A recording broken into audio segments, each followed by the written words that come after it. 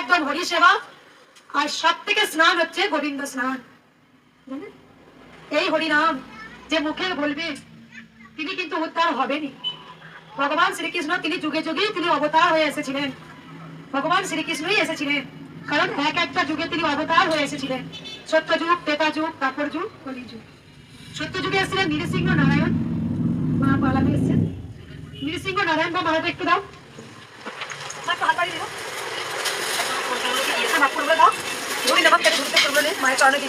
যারা যারা ফুল আছেন ফুলগুলো শুধু দিন। মিষ্টিকে দেবেন না, মিষ্টিটা খেলে কৃষ্ণকালী মায়ের সুগার হয়ে যাবে। তাই কৃষ্ণকালী মায়ের মিষ্টিটা বাড়িতে প্রসাদ হিসাবে নিয়ে যাবেন। ফুলটা দাও, একটা একটা দাও, মায়ের কথা হাতে দিচ্ছি। সকল সন্তানকে একটা কথা বলে আবার চুপ করবেন। এবার শুনে নিন, বেশ পরে দিবি একটু শোনায়, পরে নিবি কথাটা বলে দিই। আমি যখন মায়ের পুজো করতে যাবি তখন মায়ের চয়নের ফুল একটু শুনুন, আমার কথাটা একটু মন দিয়ে শুনবেন। চারটে যুগ, সত্য যুগ, ত্রেতা যুগ, দ্বাপর যুগ, কলি যুগ। সত্য যুগে এসেছিলেন নৃসিংহ নারায়ণ, তিনি কৌশিকপুর হিরণ্য রাজাকে তিনি বধ করার জন্য এসেছিলেন আর প্রহ্লাদকে রক্ষা করার জন্য। প্রহ্লাদ কিন্তু ছিলেন এই কৌশিকপুর হিরণ্য রাজারই পুত্র, নিজের পুত্র। সবাইকেই মনে হচ্ছে জানি ভগবান সব জায়গায় রাজা তো, কিন্তু একমাত্র কৌশিকপুরের তার সন্তান হিরণ প্রহ্লাদ কিন্তু নারাজ, তুমি ভগবান নয়, ওম বিষ্ণু। ওকে আগুনে ফেলছে, সাপের গাছালে ফেলছে, বেঁধে রাখছে। তাই আমি আজও ভাবি মন্দিরটা আমি গোবিন্দ চরণে দিয়ে দিয়েছি।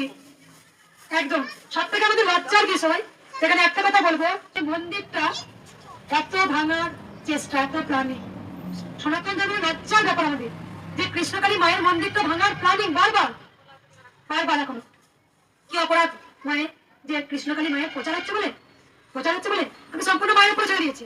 দেখি না, অনেক পরীক্ষা দিলাম, অনেক দিয়েছি পরীক্ষা। 1 নম্বর প্রথম পরীক্ষা দিয়েছি আমার বাড়িতে, সেখানে বাড়িতে প্রচুর সবাই জানেন ভক্তদের গরম জল চুলে মেরেছিল, আমাদেরকে প্রচুর মেরেছিল।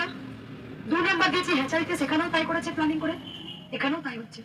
কিন্তু মায়ের মন্দির কি হবে না? অবশ্যই। রানী রাজমণির ছিল অর্থের বল, আমার আছে ভক্তের বল। আর নয়। এবার ঘুরিয়ে দাঁড়াতে শিখেছি। যেদিন প্রথম মায়ের মন্দিরটা ভেঙে ঘুরিয়ে দেবো বলে এসেছিল, সেদিন ভক্তরাই কিন্তু ঘুরিয়ে দাঁড়িয়েছিল। এখনো তাই, কিন্তু একটা কথাই বলবো, যদি সনাতন ধর্মে আঘাত করে, একটা মন্দির যদি ভাঙচুর হয়, এবার কিন্তু ভক্তরা পুরো কিন্তু খেপে যাবে। সেদিনকেও খেপে গিয়েছিল তখন। এখনো যদি ভক্তরা বলে, এখন আমাকে এতটাই ভালোবাসে, তারা বলেছে যে যেখানেই মা আপনি যাবেন সেখানে আমরা সব জায়গাতেই যাব, কারণ আমরা মায়ের মন্দির চাই। কি ভক্তরা? তারা আমাকে প্রচুর ভালোবাসে, আমি জানি।